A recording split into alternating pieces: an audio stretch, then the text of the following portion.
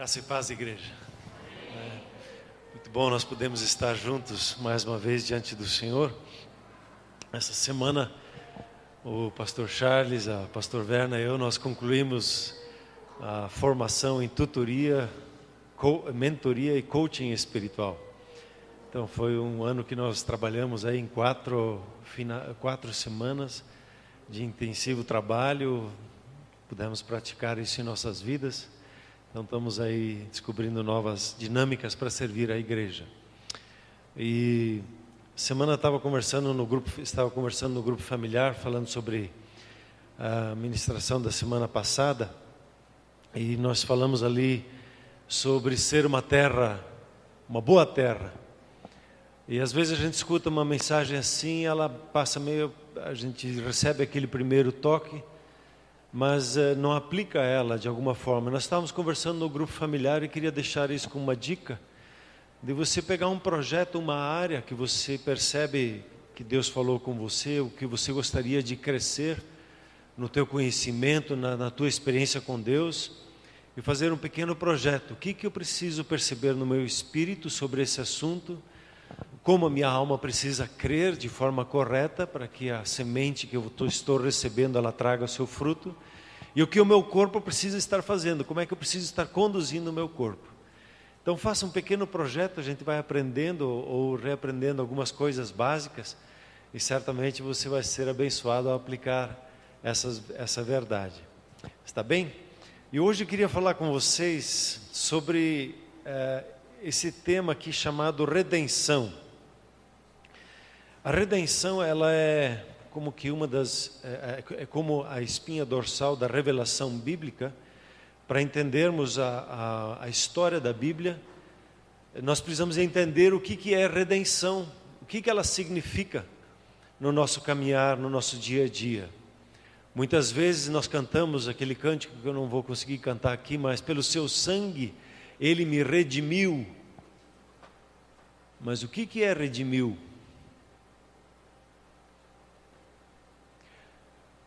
Você provavelmente já conhece essa figura aqui.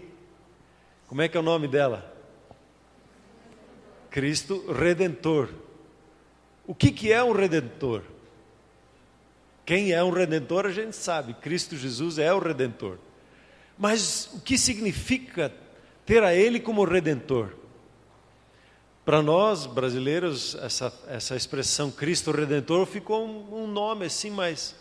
E aí, me explique o que é um Redentor.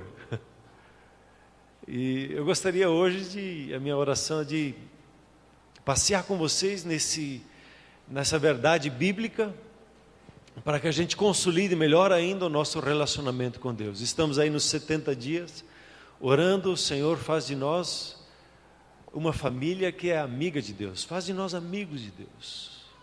Faz de nós como aqueles que conhecem o Senhor pessoalmente, são íntimos, que ouvem a voz, entendem a sua voz. Estamos nesses dias e se você está ali, puxa, eu estou meio atrasado, se os seus 70 dias levarem 100 dias, não tem problema, só não pare. Recomece, pegue um dia atrasado, pegue 2 dias. Lá em casa acontece às vezes, na nossa agenda a gente se desencontra, passou o dia, puxa, no outro dia faz 2 vezes ou faz 3 vezes, no outro dia recupera, vai caminhando no processo, para que a gente consiga acompanhar. Não sei se você aproveitou o CD de oração que tem ali, puxa, muito, muito precioso, pegar aquele CD e colocar ali, são 15 minutos que passam voando, ou meia hora, ou 60 minutos, conforme o seu tempo. Então usufrua desse material, não fique no meio do caminho, agora só consegui fazer 20 dias, vou parar. Não, vai no 21, vai adiante, vai construindo devagarzinho, para que você possa crescer nesse processo.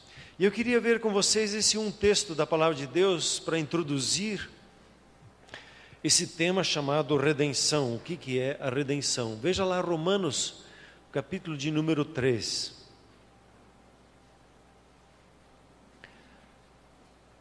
Esse texto que nós vamos ler, ele é um resumo dos primeiros 3 capítulos que Paulo está explicando a fé cristã, e ele mostra que o judeu, mostra que o gentio, o religioso, todos eles não alcançaram o padrão de Deus. E aí ele chega nessa conclusão aqui, quando ele diz no versículo 21 de Romanos capítulo 3. Mas agora, sem lei, se manifestou a justiça de Deus, apesar da lei, né? Testemunhada pela lei e pelos profetas. Justiça de Deus mediante a fé em Jesus Cristo, para todos e sobre todos os que creem, porque não há distinção, porque todos pecaram, todos erraram o alvo na sua vida, e carecem da glória de Deus, falta-lhes a presença de Deus na sua vida. Versículo 24: sendo justificados gratuitamente por sua graça, mediante a redenção que há em Cristo Jesus. A fé se utiliza, ou a graça, ela se utiliza da redenção para se manifestar em nossas vidas. Eu preciso entender a redenção e aprender a trazer significado nela na minha vida, para que eu usufrua o que Deus tem preparado para mim, a sua justiça, que foi revelada para mim em Cristo Jesus, não por intermédio de um merecimento meu, mas pelo merecimento dele a meu favor. Pela fé que eu recebo ela e aplico ela na minha vida, a graça que me fala que eu não sou merecedor, mas eu, por intermédio dela, tenho acesso agora à justiça de Deus que se revelou para mim por intermédio da redenção. A redenção. Então ele diz ali, sendo justificados, declarados justos diante de Deus, gratuitamente, pela graça, por sua graça, mediante a redenção que há em Cristo Jesus. A redenção, ela viabilizou a graça, para que ela nos alcançasse. Você pode dar um glória a Deus? Quando ela diz que você está justificado diante de Deus, significa que você está ajustado, bem certinho dentro do projeto dele para com a sua vida. Você pode dar um aleluia? Puxa, mas eu tenho tantas coisas para acertar ainda, percebo ainda. Não importa, em Cristo Jesus você já é justo. Você já foi justificado diante de Deus, não há mais condenação. E por que não há condenação? Porque houve a redenção. A redenção se manifestou a nosso favor. E eu queria aí conversar um pouquinho sobre isso. Muitas vezes quando nós dizemos o que é redenção, a gente chega assim, é o perdão dos meus pecados, é eu poder ir para o céu gratuitamente, a minha salvação, a minha libertação. E para um israelita, o pessoal que escreveu as escrituras, a palavra redenção era muito comum para eles, não precisava explicar. E quando Paulo escreve aqui esse texto de Romanos, para ele era natural, todo mundo estava entendendo o que ele estava dizendo. Para tentar explicar isso de uma outra forma, será que eu preciso explicar para um brasileiro o que é uma feijoada? Não precisa, né? Aí você convida um africano para vir na sua casa, que vem pela primeira vez para o Brasil, e ele diz, eu gostaria de comer um prato típico do Brasil. E aí você diz para ele, vou fazer uma feijoada para você. E ele faz uma pergunta que você nunca esperava na sua vida, mas o que é uma feijoada? Feijão, que a gente pega o feijão. Eles lá dizem que comem feijão que nem nós, lentilha ou coisas assim, de vez em quando, não faz parte do cardápio deles. Aí você vai explicar para ele, não, a gente faz feijão, e eu não sei como prepara, né, mas sei que quem gosta de feijoada coloca umas coisas diferentes lá dentro. E aí esse africano pergunta, mas que tipo de carne, que carne que vai lá dentro? Ele disse, coma primeiro, depois te explico. Aí ele diz, não, me diga. Não, a gente coloca a carne de porco ali dentro. Aí ele faz uma pergunta proibida, que parte do porco? Aí diz, coma primeiro, depois te explico. Redenção, nas escrituras é algo muito natural, como para nós é poder explicar feijoada. Ou para um alemão explicar o Eisbein. Nem eu sei direito explicar o que é. A redenção, os escritores, eles entendiam ela muito bem. E, mais ou menos em termos para explicar para nós, a redenção, ela é o resgate de uma propriedade. Algo que era meu, eu perdi isso e eu resgatei isso. Esse processo de resgatar é a redenção. Então vamos pegar um exemplo bíblico, porque na Bíblia a palavra redenção está muito presente. Eu vou pegar aqui 2 pastores para ter o exemplo. Vou chamar o pastor Marcos de Benjamim e o pastor Werner de Judá. E eu tive uma ideia muito boa, né? Eu tenho terras, e eu escutei falar que o trigo ia dar muito bem esse ano, e aí eu fui falar com o meu primo Judá. E eu falei para o Judá, porque ele é muito bem de caixa, e eu tenho terra, mas não tenho dinheiro para plantar. E eu tenho know-how, eu sei como fazer, mas o Judá tem o dinheiro que eu preciso para viabilizar o negócio.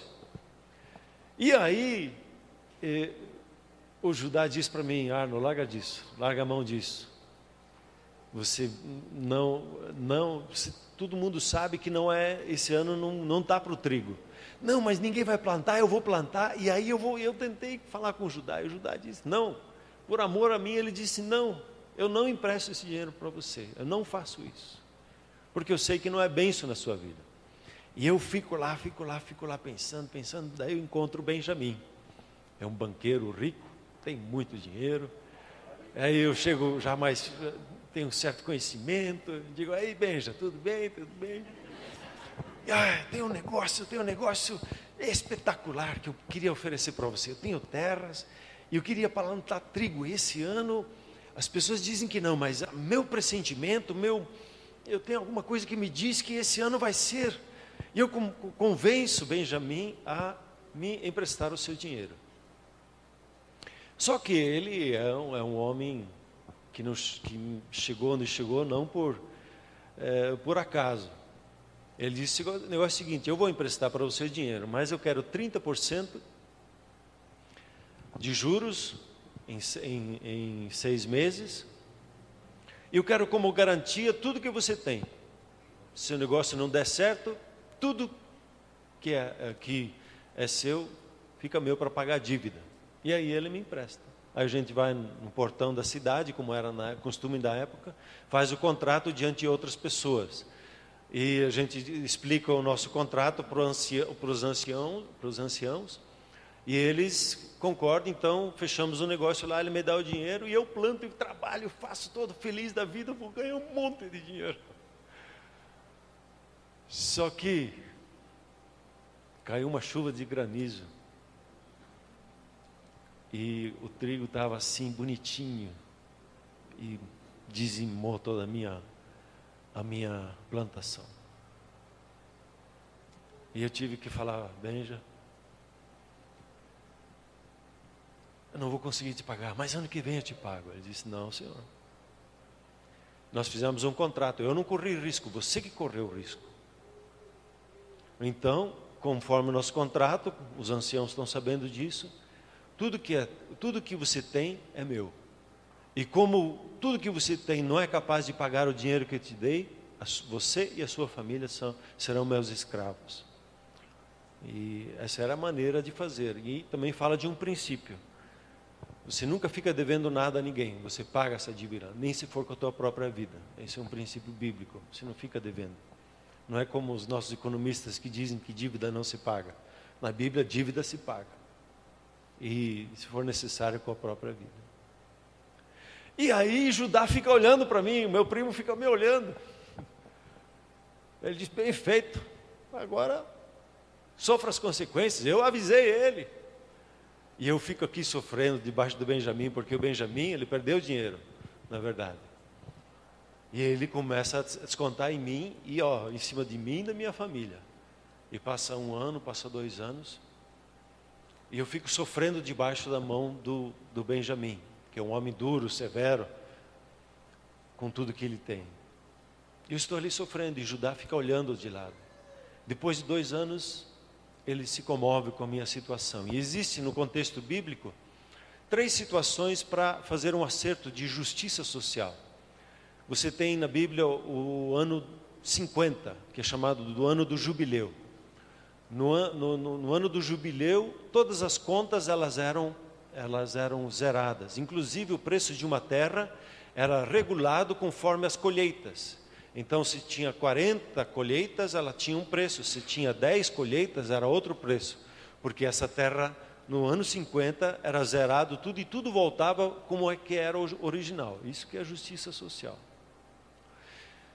Só que, no meu caso, jubileu tinha passado há 5 anos atrás. Eu ia ter que esperar 45. E quando chegasse o ano do jubileu, eu não queria mais que me livrar. Queria que o Benjamin cuidasse de mim como escravo, porque eu já estaria com idade.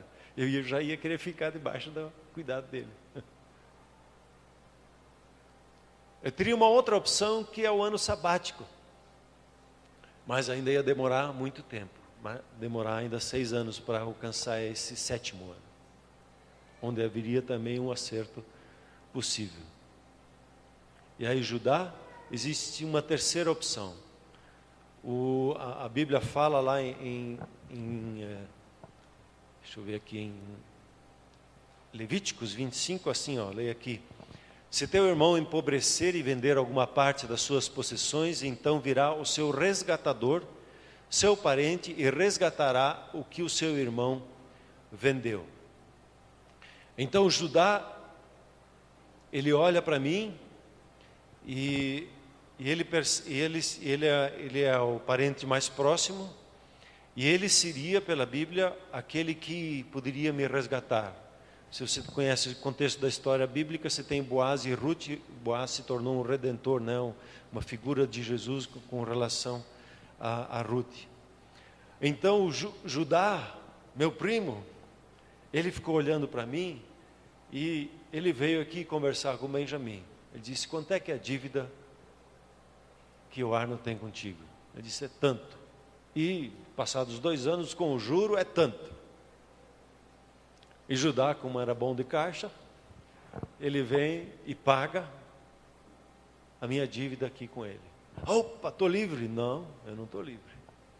Eu agora sou escravo de quem? E tudo que eu tenho é de quem? É de Judá. Só que a Bíblia diz, quando o familiar vem, o que é restaurado na minha vida? Ele aqui não me conhecia, ele simplesmente tinha um negócio comigo e ele me oprimia. Quando o familiar me resgatou, o relacionamento, ele se tornou outro, é o relacionamento de um familiar. Então ele alivia a carga para aquele que era, no caso, o escravo.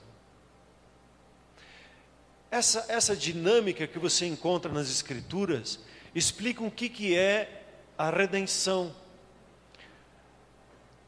Quando Judá vai e paga as minhas custas, eu experimento a redenção. Ele me redimiu, que eu estava debaixo de uma opressão ali. E aí você entende esse texto aqui de Colossenses, que diz assim: Ele nos libertou do império das trevas e nos transportou para o reino do Filho do seu amor, no qual temos a redenção, a remissão dos pecados. O problema do ser humano é o pecado. O pecado é seguir a própria vontade. Quando eu sigo a minha própria vontade, sigo as minhas próprias ideias, isso é pecado. Escolher os meus próprios caminhos, decidir por mim mesmo o que é melhor para mim, isso se caracteriza pecado. A partir daí existem as ações, e aí entra o plural, que é a palavra pecados. Então pecado é errar o alvo, e o alvo é fazer a vontade de Deus, viver debaixo da vontade de Deus. E quando o ser humano decide fazer a sua própria vontade, ele peca e por consequência vira escravo do seu inimigo, o diabo. E aí fica um pouquinho obscura a posição do Benjamin na minha história aqui. A nossa condição como seres humanos é estarmos debaixo do império das trevas, como é chamado aqui. Estávamos como escravos, como uma dívida impagável. E o Senhor Jesus, Ele vem e paga a nossa dívida. Por isso Ele se torna o nosso Redentor. Ele, como Judá, vem e paga a dívida do preço que era estabelecido sobre a minha vida, e a partir de então eu passo a pertencer a Ele.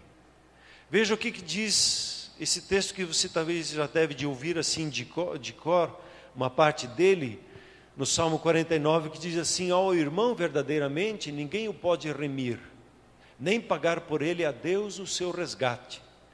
Entre parênteses, pois a redenção da alma deles é caríssima, e cessará a tentativa para sempre. O ser humano, ele estava em condição de escravidão, e toda a humanidade debaixo da mesma sentença. Ninguém poderia pagar o resgate pelo seu irmão. Ninguém estaria em condição de pagar o preço necessário para haver o resgate. E por que então Jesus precisou encarnar, se tornar um ser humano como nós? Porque somente um parente poderia ser o resgatador. Não era qualquer um, era um parente, uma pessoa próxima. Não havia ninguém que poderia ser o resgatador, a não ser o próprio Senhor Jesus. Assim o Senhor Jesus, ele se faz carne, um ser humano como nós, vivendo debaixo das mesmas condições que nós vivemos hoje, com o objetivo de resgatar, isto é, de nos redimir, de pagar o preço da redenção, e como o texto bíblico diz, um preço caríssimo. Todos, diz o texto que nós lemos, pecaram e carecem da glória de Deus. Não há como ser restituído da presença de Deus na nossa vida pelo esforço humano. A lei, ela veio, e talvez nós conversamos isso daqui a alguns domingos, a lei, ela veio para dizer para nós somos incapazes. Apesar dela ser boa, ela deflagra em nós a nossa incapacidade de conseguir fazer e cumprir com a vontade de Deus. E somente o resgatador podia nos resgatar e tirar desta situação. Veja o que diz o texto de Colossenses, no capítulo 2, ele diz assim: o Senhor Jesus, tendo cancelado o escrito da dívida que era contra nós e que constava de ordenanças, o qual nos era prejudicial, removeu-o inteiramente, encravando-o na cruz. E despojando os principados e potestades, publicamente os expôs ao desprezo, triunfando sobre eles. Jesus, ele veio, ele encarou a dívida que precisava ser paga, e na cruz ele pagou. E esse texto diz que ele cravou na cruz, havia ali a sua nota promissória, a sua culpa, a sua dívida, e ele encravou na cruz e pagou aquela dívida. E o escrito da dívida então está pago, e ele faz o despojo. Para nós isso também não é uma linguagem conhecida, porque nós não temos costume de guerrear e entrar em guerra para daí pegar o despojo. Mas o despojo era o que se tirava do inimigo depois da guerra. Aquilo que ele tinha que é de valioso, você vai lá e tira dele. Aí às vezes se faz guerras hoje em dia por poços de petróleo. Se vai e domina uma terra e domina aqueles poços de petróleo que se tornam o despojo do ganhador. E aí o despojo do ganhador ainda é reconstruir aquilo que ele destruiu. O inimigo que foi derrotado ainda precisa pagar para que possa ser reconstruído o que foi destruído na guerra. Em Cristo Jesus, quando ele vem, qual é o despojo que ele pega do inimigo? O que ele tinha de tão valioso que ele pagou a dívida para tirar dele? Toda a humanidade.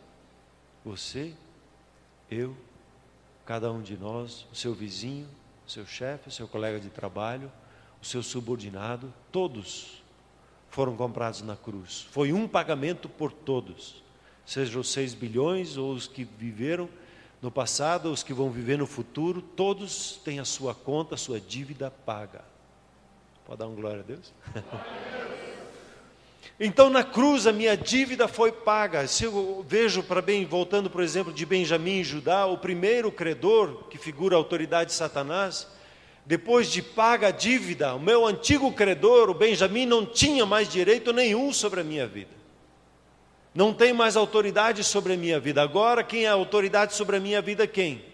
Aquele que me comprou, no caso Judá.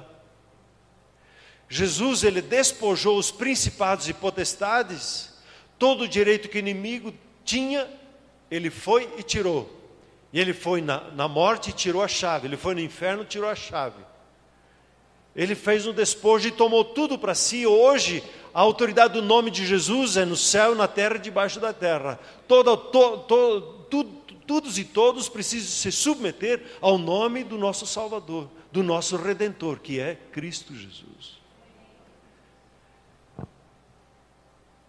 No momento em que Jesus pagou a minha dívida, Satanás perde a autoridade sobre toda a humanidade. E ele não pode mais tocar a sua vida, pois você agora é de propriedade de quem? Do Senhor Jesus. E quando nós falamos de redenção, nós falamos de propriedade, sobre direito de propriedade. E isso precisa gerar em nós um profundo louvor ao Senhor Jesus. Ele é o meu Redentor. Ele me tirou debaixo da opressão maligna.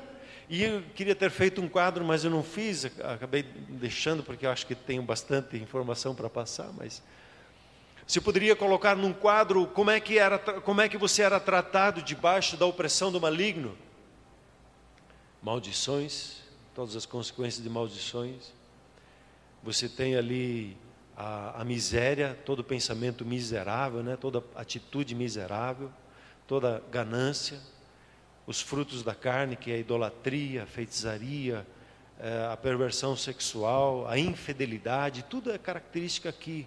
A questão de um querer dominar sobre o outro, um querer mandar sobre o outro, nas hierarquias, estão arroladas aqui no império das trevas.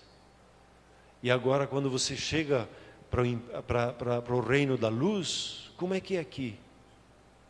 Agora você é um escravo do Senhor Jesus.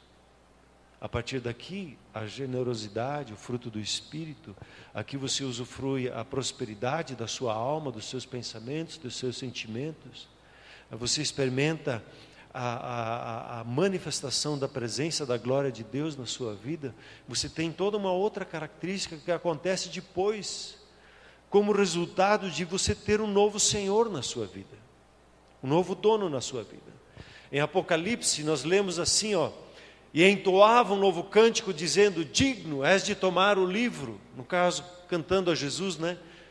Falando a Jesus: digno és de tomar o livro e de abrir os selos, porque fostes morto e com o teu sangue compraste para Deus os que procedem de toda a tribo, língua, povo e nação, e para o nosso Deus os constituístes reis e sacerdotes, e reinarão sobre a terra. Essa é a celebração que há nos céus. Então, a redenção, ela é um ato de compra.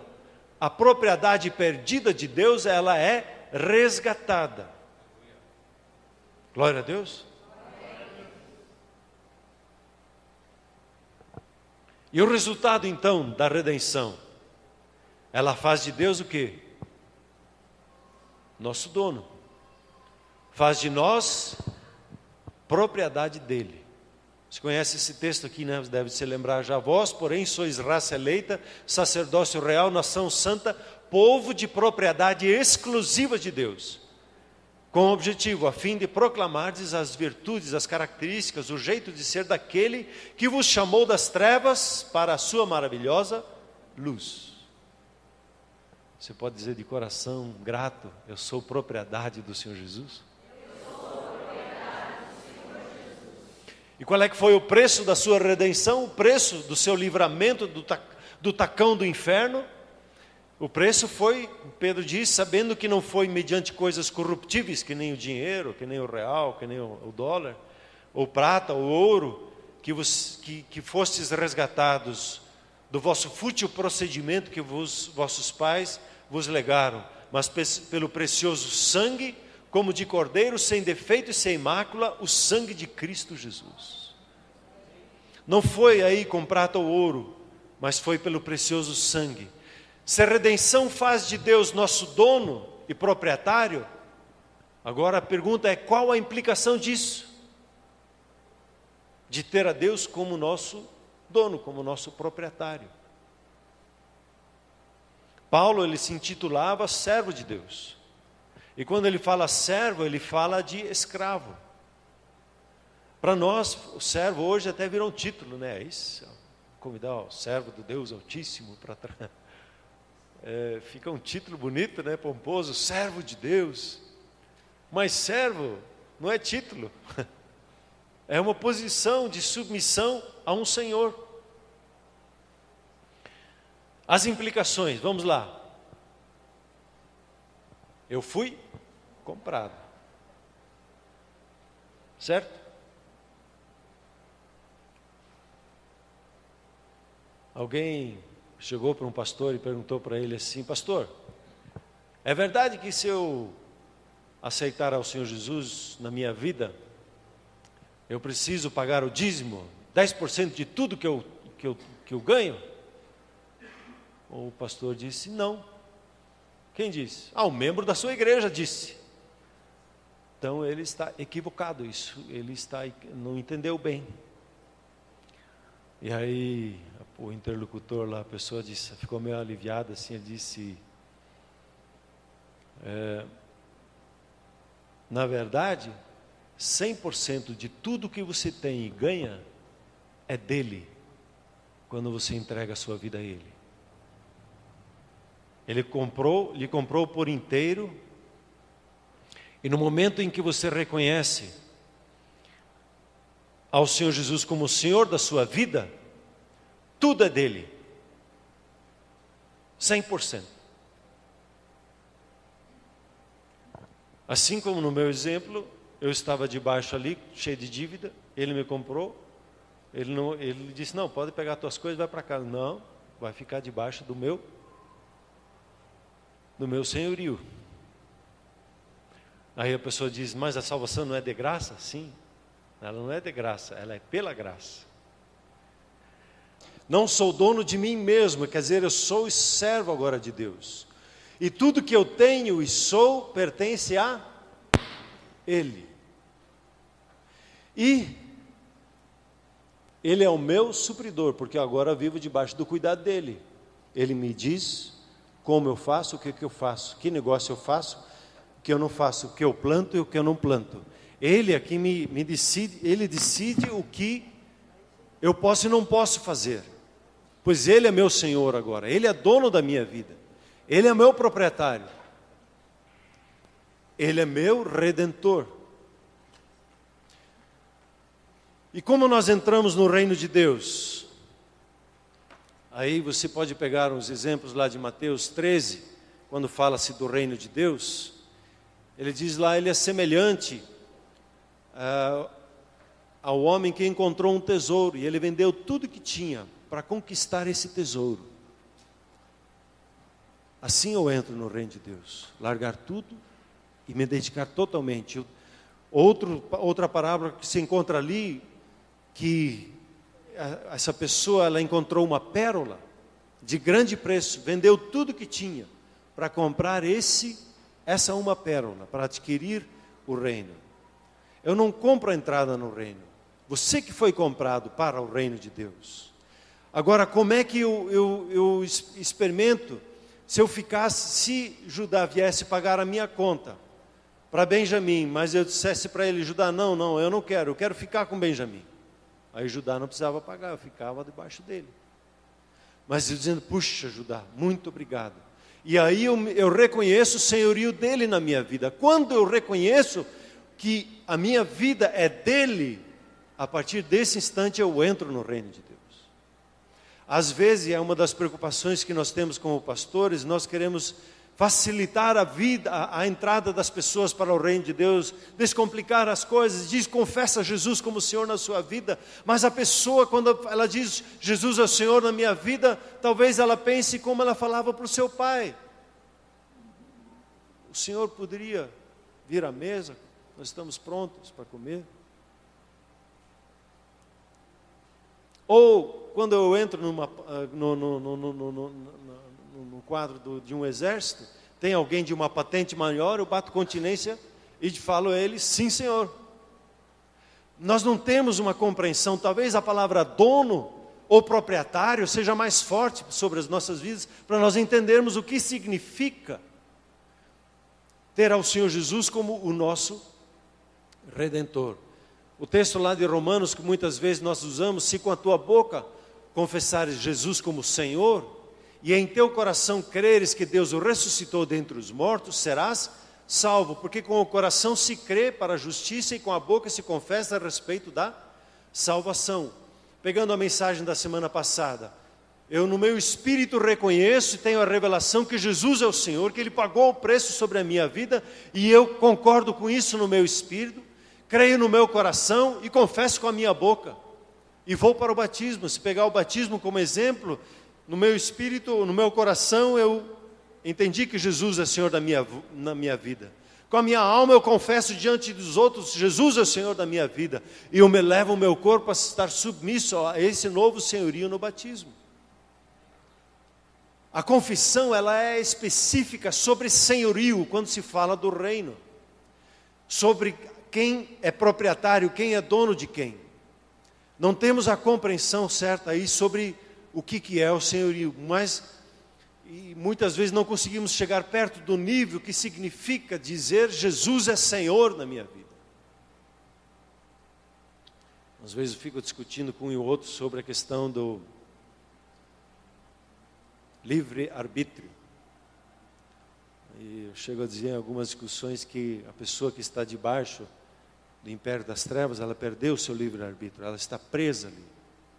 Ela não tem a liberdade para sair dali. Mas os pecados, a sua dívida já foi paga. Eu preciso chegar nela e dizer: ei, você pode sair dessa situação. Não tem mais dívida. Sai daí. Assim como houve na Segunda Guerra Mundial, que algumas pessoas nas ilhas ainda continuaram a guerra porque não ouviram falar que a guerra tinha terminado, já tinha acabado a questão. A grande maioria das pessoas, elas estão vivendo debaixo desse tacão, e o inimigo injustamente mantém elas ali debaixo do seu tacão, porque ninguém chega e diz, não chega um oficial de justiça e diz para a pessoa: seus pecados estão perdoados. Não vamos lá e declaramos para ela o favor de Deus para com a vida dela e convidamos ela a reconhecer o senhorio e aí o livramento de toda aquela opressão. Há uma nova realidade para ela. Então, a redenção, eu preciso reconhecer que eu era escravo de outro dono e agora eu me submeto ao novo dono. Eu fico me pensando qual a implicação desse entendimento da redenção na evangelização nossa. Aí nós saímos do campo das filosofias, de discutir religiões, nós entramos já no campo espiritual, na situação espiritual da vida das pessoas. Nós não recebemos um espírito de escravidão, como diz Paulo, mas um espírito de adoção. Não entramos para sermos tratados como escravos da parte de nosso Senhor, e sim entramos no reino dele para sermos tratados como parte da família. Por isso que o resgatador precisava ser um da família, porque ele iria tratar de forma distinta. Somos filhos e ao mesmo tempo somos escravos. Assim como uma mão tem os seus dois lados, nós somos por um lado filhos, mas por outro lado nós somos escravos do nosso Senhor. Quando eu reconheço o pagamento da minha dívida, eu reconheço que o Senhor Jesus é Senhor da minha vida, e nessa hora eu entrego tudo aos pés dele. E só numa entrega total é que eu entro no reino de Deus. Muitos ficam olhando o reino de Deus de longe e se agradam daquilo, e são simpatizantes do reino de Deus, mas não entram no reino de Deus, e não usufruem o que o reino de Deus traz, o novo senhorio traz sobre a sua vida. Ficam vivendo em parte ainda sobre a opressão das trevas, mas querem já viver aqui, mas dão um passo ali, e aí sofrem o processo de ataque das trevas, daí fogem, pedem oração, aí usufruem um pouquinho, chegam perto do reino de Deus, mas não entram no reino. E Jesus, quando fala com Nicodemos, ele fala sobre entrar no reino, não só de ver o reino, mas de entrar no reino. de usufruir o reino de Deus. E não há como entrar no reino de Deus de forma diferente, ao de se render totalmente. E esse entendimento deve gerar ou gera em nós uma nova atitude. Então, só numa entrega total é que eu realmente entro no reino de Deus. Veja como Paulo fala com a igreja de Corinto, o texto que nós lemos semana passada, quando ele diz lá no capítulo 6, fugir da impureza. Qualquer outro pecado que uma pessoa cometer é fora do corpo, mas aquele que pratica a imoralidade, aí todos os seus tipos, né, de adultério,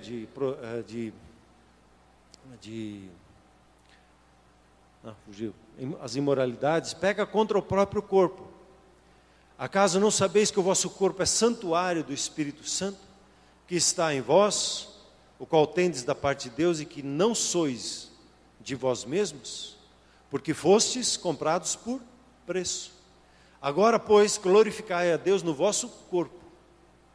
Paulo, ele não colocou medo nas pessoas pelo fato de elas ainda estarem lutando com a imoralidade. A cidade de Corinto, para quem ele escreveu, era uma cidade portuária, onde a prostituição era muito, muito presente, onde havia também um templo, onde a prostituição religiosa era muito presente.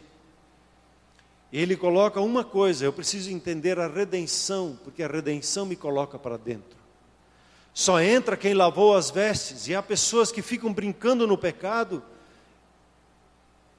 e não entendendo o senhorio, o novo senhorio na sua vida. E você não pode fazer mais o que quer com o seu corpo, pois ele não pertence mais à sua vida, ele pertence a Deus. Você não pode usar ele de forma errada. Aqui entra o termo mordomia, ou para nós gerência ou administração. Você não é mais de você mesmo, você simplesmente agora pode administrar, gerenciar aquilo que Deus lhe deu. Não sois de vós mesmos, o seu corpo pertence a Deus. E como é que você usa o corpo de forma errada? Se o seu corpo é de Deus. E quando você trata com a propriedade que é de Deus, a atitude de Deus é diferente no trato conosco. A Bíblia fala lá, de Deus não se zomba. O ato de compra nos deve levar à obediência total e completa a Ele, entender no Espírito a minha redenção, crer nela na minha alma e praticá-la com o meu corpo. Levar o meu corpo a andar em santidade é celebrar a minha redenção. Quando eu entendo, eu não vou caminhar debaixo de imoralidade, mas vou caminhar com o meu corpo em honra e resguardar ele em santidade, eu estou celebrando a minha redenção, entendendo quem é meu Senhor. Andar em santidade é retribuir com gratidão o que Deus fez por nós. Não é lei para mim, mas é o meu reconhecimento em relação ao meu Deus. Obedecer não é uma questão que eu faço para obter o favor dele já repousa sobre mim, mas a minha obediência celebra a minha redenção. Eu reconheço que Ele é meu Senhor, eu vivo isso.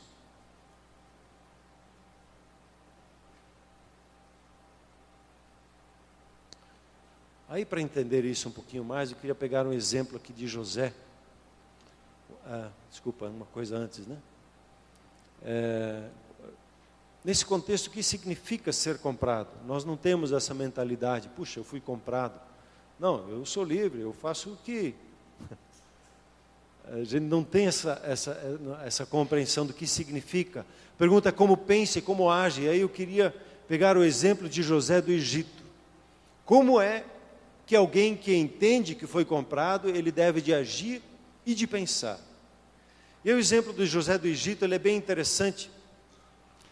Lembrando um pouquinho a história, para contextualizar a todos aqui, ele foi vendido pelos seus irmãos, por inveja, por não conhecer o que Deus estava fazendo na vida de José. Os irmãos venderam eles a mercadores de escravos, e esses o venderam na terra do Egito.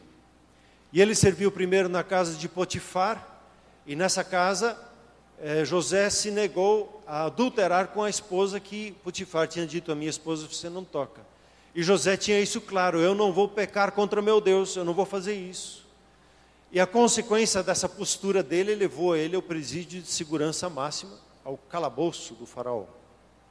E ali ele serviu, trabalhou com os dons que ele tinha, com dedicação, e ele foi reconhecido no processo, nos relacionamentos, como um homem que Deus dava para ele a revelação de sonhos. E isso chega aos ouvidos de Faraó, quando ele tem um sonho, as pessoas que o circundavam, tem um escravo lá no calabouço que ele sabe interpretar sonhos. E aí o Faraó mandou trazer ele. E ele interpreta o sonho de Faraó e orienta esse Faraó como ele deve de proceder. No seu sonho, o resultado do sonho a interpretação era que haveriam 7 anos de abundância para depois terem 7 anos de escassez. E aí Faraó entende e percebe que José tem uma habilidade sobrenatural de administração e tem esse discernimento, e ele coloca ele como administrador de toda a terra, coloca ele como número 2 da nação. E aí José enfrenta os primeiros 7 anos de abundância, e ele sabe administrar a abundância. Isso é uma coisa que nós precisamos aprender, porque Deus está dando na sua vida a abundância dele. E José, ele entendeu isso. Durante os 7 anos de abundância, ele administrou bem essa abundância. Ele guardou 20%, não gastou tudo que ele ganhava. E ele entendia que ele precisava fazer isso, porque lá na frente viria uma crise. E aí nós temos um princípio, né? Em tempos de abundância, não se gasta tudo que se tem, se guarda pelo menos aí 20%. Pois em os tempos difíceis eles podem vir, e aí eu vou poder superá-los. E José, durante os 7 anos de escassez, ele administrou a escassez. E nesse processo, quando você pega ali o texto, eu não vou poder ler todo ele, se quiser anotar em Gênesis 47, conta-se como ele então administra esse tempo. E o processo aconteceu da seguinte forma, que as pessoas, à medida, e elas também tinham recursos, porque elas aguentaram 1 ano, aguentaram 2 anos, mas chegou no 3º, no 4º ano, eles começaram a ter dificuldades, porque no começo eles compravam as coisas, e depois eles não tinham mais dinheiro para comprar. Aí eles começaram a oferecer as suas terras, e quando não tinham mais nada para oferecer, eles ofereceram as suas próprias vidas. E eles disseram: o que nos adianta ter as nossas vidas, mas passar fome e morrer? Preferimos ficar escravos e vender a sua própria vida em troco da comida. E José comprou tudo e escravizou a todos da nação mais poderosa da época, chamada Egito. Um pastor disse: foi a maior transação imobiliária que houve. Tudo passou para a mão do faraó. Tudo que eles tinham passou à mão do rei então. E todos se tornaram escravos de faraó. Agora não eram mais donos do seu próprio nariz. Agora tinham um dono na sua vida.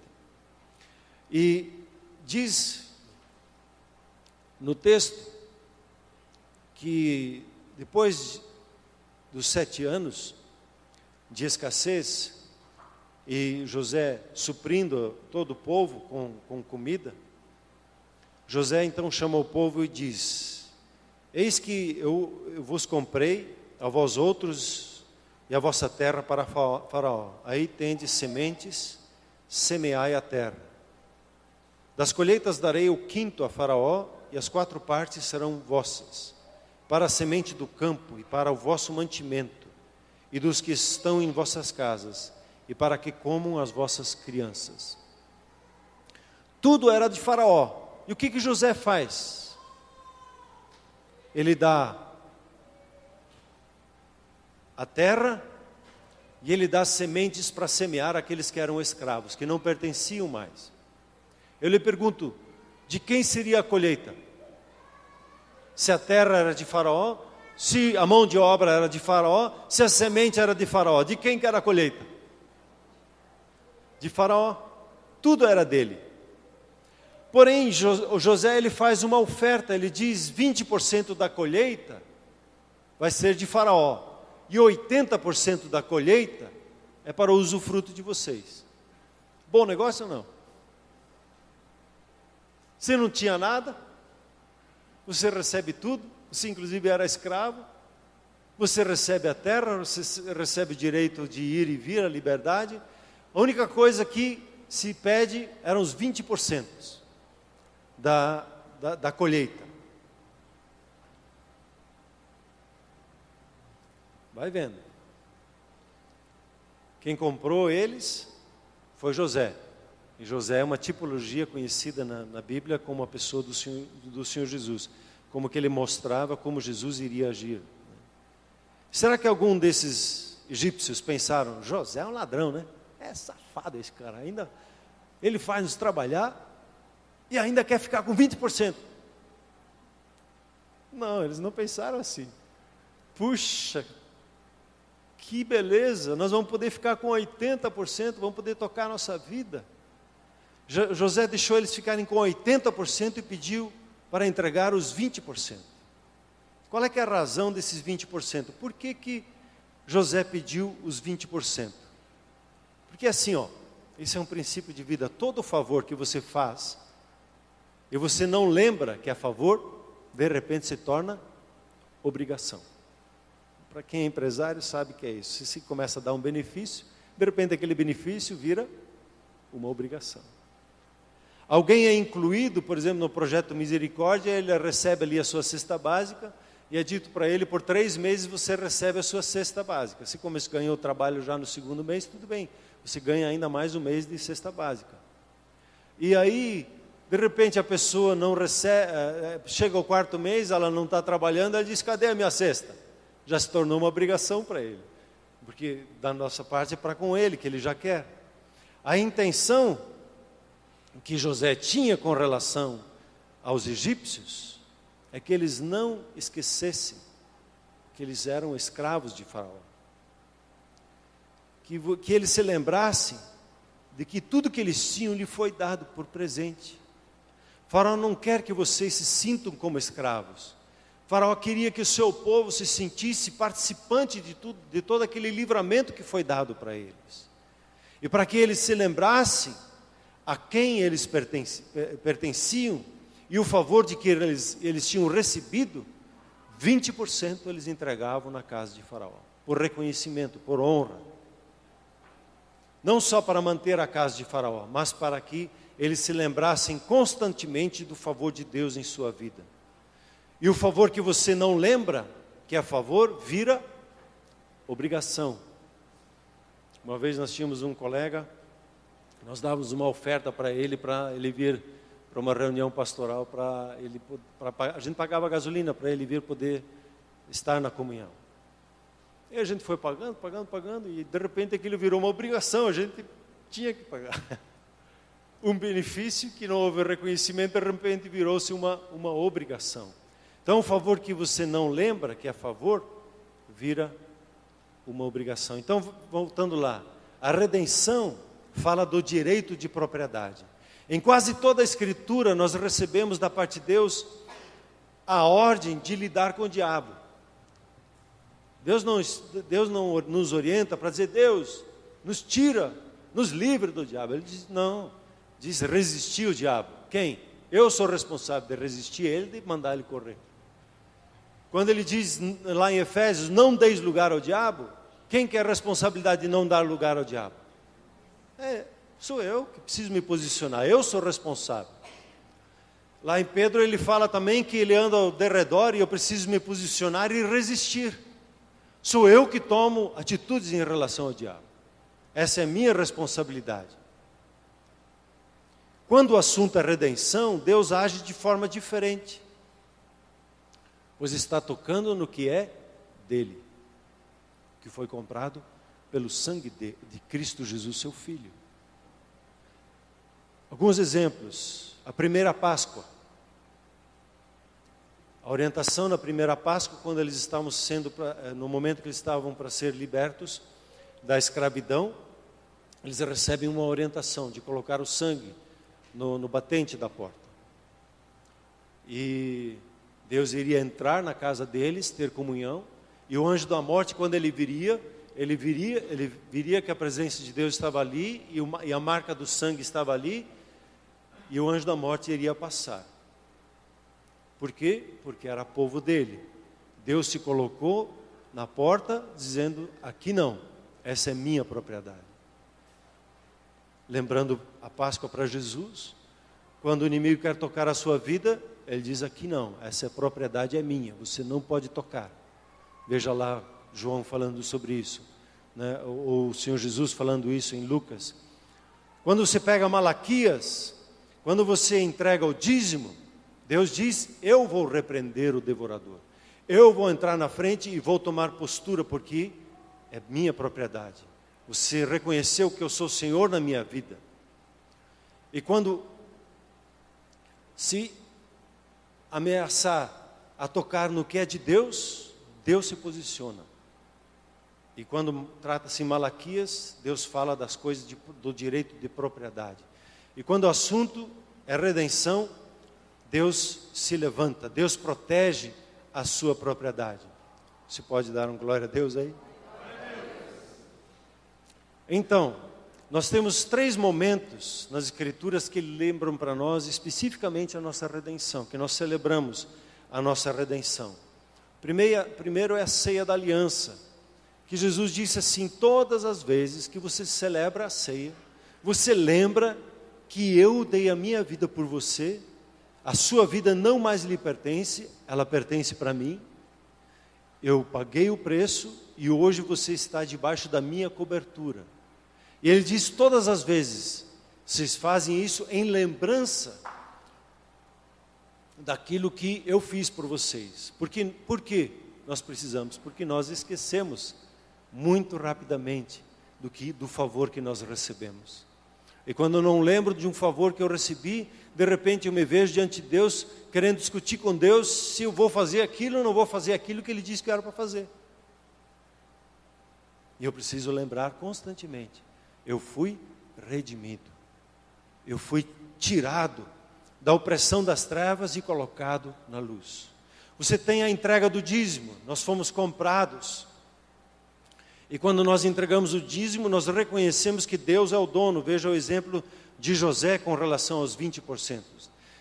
Deus a quem pertence tudo, a Ele eu trago o meu dízimo como reconhecimento da minha salvação. Não compra a minha salvação, eu reconheço que fui salvo. O dízimo não me compra a bênção. Deus não me abençoa porque eu dou o dízimo, eu já sou abençoado em Cristo Jesus. Mas com o dízimo eu reconheço que eu tenho a Jesus como Senhor da minha vida. Deus a quem pertence tudo, a Ele trago com reconhecimento. Estou trazendo o meu reconhecimento que fui comprado e que me faz consciente de quem eu sou. Estou trazendo uma parte de tudo que lhe pertence. E Deus sabe que somos esquecidos e pede que lembremos constantemente. Então o dízimo, ele tem o propósito não de, em primeiro lugar, haver suprimento na casa de Deus. Não, o dízimo, ele tem o propósito de celebrar a minha redenção, de celebrar quem é meu Senhor na minha vida, para que eu me lembre que tudo que eu tenho e sou é dele e pertence a Ele. Deus, quando Ele ordena o que fazer então com o dízimo, Ele dá uma orientação específica de como ele deve de ser usado. Quando você observa o momento em que o dízimo entra, você vai entender que a ceia e o dízimo, eles estão interligados desde o berço onde ele se estabeleceu na vida de Abraão. Quando Abraão reconheceu Melquisedeque, ele reconheceu que ele era rei e que ele era sacerdote, e Melquisedeque era uma figura de Cristo Jesus. Você vai perceber que Melquisedeque trouxe pão e vinho para Abraão. E Abraão viveu aí 400 anos antes da lei. E Hebreus 7, nós poderíamos entrar nisso, mas eu não vou ter o tempo para isso. Ele interpreta esse texto e aplica a nós, mas aí é outro estudo. E o cuidado com o meu corpo. O texto bíblico diz, eu quero glorificar a Deus com o meu corpo, andar em santidade sexual. José, ali do Egito, ele tinha isso forte no coração dele. Eu não vou pecar contra o meu Deus. Eu vou me guardar para com o meu Deus. E a sexualidade, ela é separada por Deus para o casamento. Ali ele deve de ser praticado e usufruído. Fora do casamento, tem todos os nomes ali que a Bíblia trata para isso. Mas a maneira como eu trato o meu corpo, não levo ele para vícios. Eu não levo ele para simplesmente que ele faz o que ele quer. Eu levo ele para debaixo de uma obediência da parte de Deus. Eu entendi a minha revelação da palavra de Deus, eu creio nessa revelação e eu levo o meu corpo a obedecer. O meu corpo não manda em mim, eu mando nele por intermédio da obra da redenção, para que esse corpo agora glorifique a Deus. E a maneira como eu cuido do meu corpo honra a Deus. E aqui existe um desvio, né? Quando o corpo é adorado, o corpo não é para ser adorado, o corpo ele é templo do Espírito Santo, ele é para ser um veículo por intermédio do qual Deus é glorificado na minha vida. Não podemos cair na conversa de ficar adorando o corpo, nem por outro lado dizer que o corpo não tem valor nenhum. Sim, o corpo é templo do Espírito, e quando eu cuido bem desse corpo, eu estou lembrando do meu Redentor, e eu quero glorificar, honrar a Ele através do meu corpo. Queria concluir com o testemunho de um bruxo. Esse bruxo, ele aprontou muita coisa na vida dele, um monte de coisa, mas ele entregou a sua vida a Jesus. E aí, como é que foi o processo de ele entregar a vida dele a Jesus? Ele recebeu uma incumbência das trevas, e as trevas eram assim. Ele precisava fazer um trabalho, ele precisava achar um defunto de 15 dias. E ele precisava comprar o corpo, ele precisava comprar o sigilo, e ele precisava ir lá no cemitério, exumar aquele corpo e fazer um trabalho. Então, imagine, quem foi aquele que morreu lá 4 dias? Era o Lázaro. Maria já está cheirando mal, hein? Imagine 15 dias. E é o tipo de trabalho que esse império das trevas pede que se faça. E aí ele fez isso, ele comprou o corpo, ele comprou o sigilo, e aí ele chegou lá, ele abriu o túmulo, começou a abrir. Quando ele foi abrir o caixão, um demônio se materializou do lado dele, dizendo: com esse corpo você não pode mexer. Não, mas eu paguei, está tudo certo. Não, com esse aqui você não pode mexer, vai ter que arranjar outro, esse aqui não dá. E aí ele ficou intrigado. Mas eu paguei. Ele disse: se você mexer, vai morrer.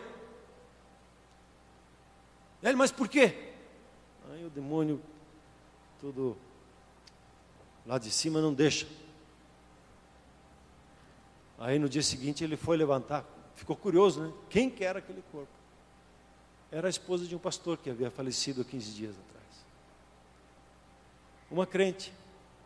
E Deus estava cuidando dela mesmo ali, e protegendo a vida dela. Ele é aquele que protege o que é dele. Deus protege o que é dele. E quando ele entendeu, puxa, se Deus cuida assim daquele que já está morto, imagine do vivo. E aí ele foi atrás para descobrir que Deus é esse. Deus, Ele em Cristo Jesus resgatou você, não para lhe oprimir, para lhe tratar como família. Deus resgatou você e Ele hoje não te trata como você era tratado debaixo do império das trevas. Ele hoje lhe trata como filho, mas ao mesmo tempo você é escravo dele, a sua vontade está submissa a dele. E Ele lhe restaura o livre-arbítrio. Se você quiser voltar, pode. Mas se você quiser ficar, então é desse jeito. Obedecendo a minha vontade, que é boa, agradável e perfeita. Se apresentando a mim em sacrifício vivo, santo e agradável. Cumprindo com o que eu peço para você. Deus protege o que é dele. Você está debaixo de uma segurança tremenda, que nem principado, nem potestade, nem coisas que possam acontecer, que estão aí anunciadas, já pré-anunciadas para o final do mundo. Esses dias eu escutei falar, neta de um pastor, aqui de Curitiba, filha morando nos Estados Unidos, e o bebê já foi chipado no hospital, já está com o chip na mão, sem perguntar para os pais, senão não tem cuidado médico mais. Você leu isso alguma vez na Bíblia? Já está tudo pronto. Nem coisas que venham por aí. Nós temos e somos marcados. Nós não precisamos fazer tatuagem porque nós temos um nome marcado, nós temos um selo na nossa vida. O selo de garantia que é o Espírito Santo em nossa vida. Nós somos guardados e protegidos quando nós andamos por aí. O inimigo da nossa alma sabe quem nós somos. Talvez nós não saibamos, mas ele sabe. E nós estamos protegidos debaixo da mão dele. Esses dias, o irmão estava contando aqui que houve um processo de libertação e o espírito maligno queria dizer, vou te matar. Ele disse, só se perguntar para ele que está comigo. Aí tem que ir embora, né? Porque sabe que aquele que está conosco é conosco, ele nos protege e nos guarda. E eu preciso entender isso e reconhecer e honrar a redenção que foi estabelecida na minha vida. Lembrá-la regularmente na minha caminhada, na maneira como eu vivo espiritualmente, na maneira como eu trato com as finanças que pode dividir o nosso coração, na maneira como eu cuido daquilo que Deus tem confiado na minha vida, ouvindo, prestando atenção naquilo que Ele fala e que Ele espera de mim. Honrar a redenção, celebrar a redenção, festejá-la na nossa vida. Amém, queridos? Amém. Vamos nos colocar em pé, por gentileza.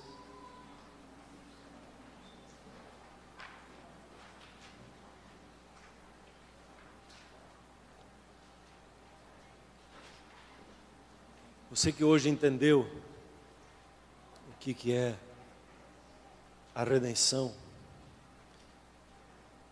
mas você ainda não tem a Jesus como Senhor na sua vida, hoje eu quero convidar a você a aceitar aquilo que Jesus fez por você. Ele pagou o preço. Ele pagou o preço pela sua vida, para que você não viva mais debaixo de opressão, mas como filho, como filha, possa usufruir o amor, o cuidado dEle, a proteção dEle, a presença, a capacitação dEle na sua vida, o suprimento dEle na sua vida. Eu quero te convidar a você entregar o seu coração e a confessar, crer no seu coração e a confessar com a sua boca que Jesus é o Senhor.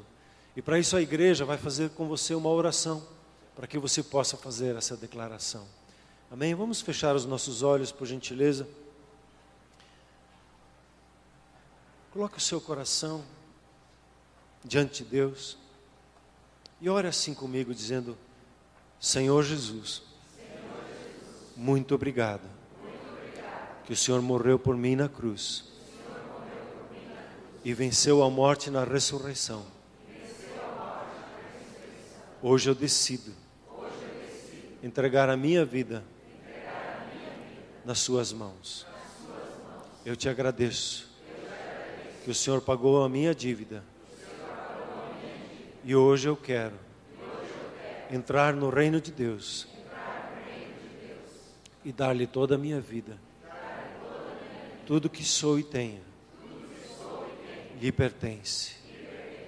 Enche o meu coração com a sua paz, com o seu amor.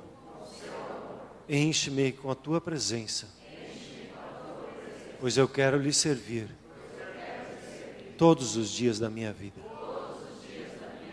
Amém. Me lembro um dia, a Fabiana, ela teve um sonho, uma visão, não sei. E nós estávamos todos numa festa de aniversário. E era a festa de aniversário do Senhor Jesus. E estávamos todos felizes e celebrando, dançamos, cantamos, comemos. Fizemos tudo que se faz numa festa. E aí chegou a hora de entregar presentes para Jesus. E marcou a minha vida o testemunho dela. E o momento, a hora dos presentes, era o momento de trazer alguém para Ele. Não há nada que alegre tanto o céu como o momento de poder trazer alguém para Jesus. Amém, igreja? Vamos ser uma igreja que presenteia Jesus todo domingo. Vamos nos esforçar para convidar alguém, para fazer os nossos vizinhos, nossos amigos, parentes, participantes da obra da redenção de Cristo Jesus, que possam usufruir de todas as bênçãos. Igreja, fica aí o convite, o desafio, a alegria de entender isso nas nossas vidas. Quero te convidar a você celebrar diante de Deus e agradecer a ter a Jesus como Senhor da sua vida, como seu proprietário, como dono da sua vida. E você celebrar a Ele e dizer: obrigado, Deus, que o Senhor me resgatou, me tirou do império das trevas. O Senhor me fez filho, o Senhor me fez servo na sua casa. Não sei quantos que se lembram lá do livro Bem-vindo à Família. Tem uma lição muito legal que eu repassei com um membro do meu grupo familiar essa semana. Ela fala justamente desse ponto. Por um lado eu sou filho, por outro lado eu sou servo na casa de Deus. Quando eu tenho esse entendimento, eu percebo que Deus me trata como filho, mas Ele é Senhor da minha vida, e Ele que tem a última palavra sobre tudo na minha vida. E quando nós entendemos isso, nós captamos o reino de Deus. E isso não traz opressão, não traz medo, não traz, Deus não é aquele, nós não estamos debaixo do tacão do medo como estávamos antes. Hoje nós usufruímos a bênção dele na nossa vida. Temos o favor dele, a graça dele na nossa vida.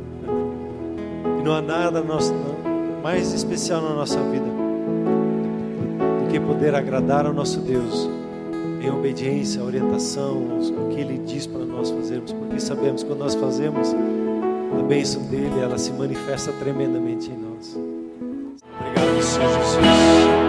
Obrigado, Senhor Jesus, que o Senhor nos comprou com o seu sangue. O Senhor marca as nossas vidas nessa noite de uma nova forma, um novo entendimento, uma nova luz, ó Deus, sobre a redenção, a obra da redenção em nossas vidas.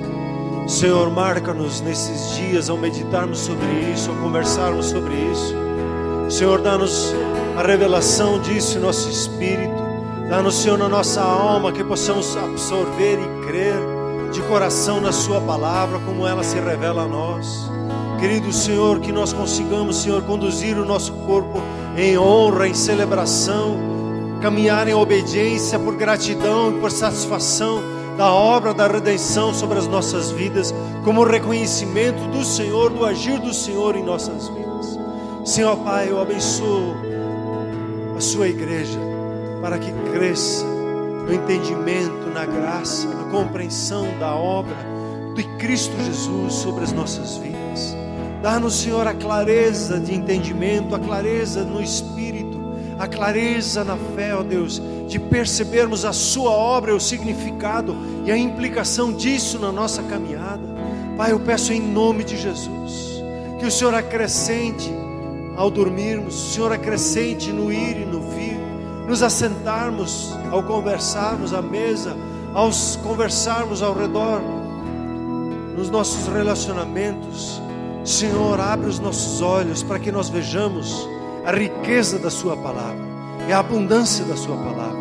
Ó Deus, eu quero lhe agradecer e bendizer o nome pela nossa salvação, e lhe agradecer como nosso dono, como nosso proprietário, como nosso Senhor. Bendito seja o nome do Senhor. Muito obrigado, Senhor. Amém, queridos? Graça e paz, o Senhor Jesus lhe surpreenda na compreensão do significado. Esteja certo que aquele que lhe redimiu é aquele que lhe protege. Amém? Graça e paz.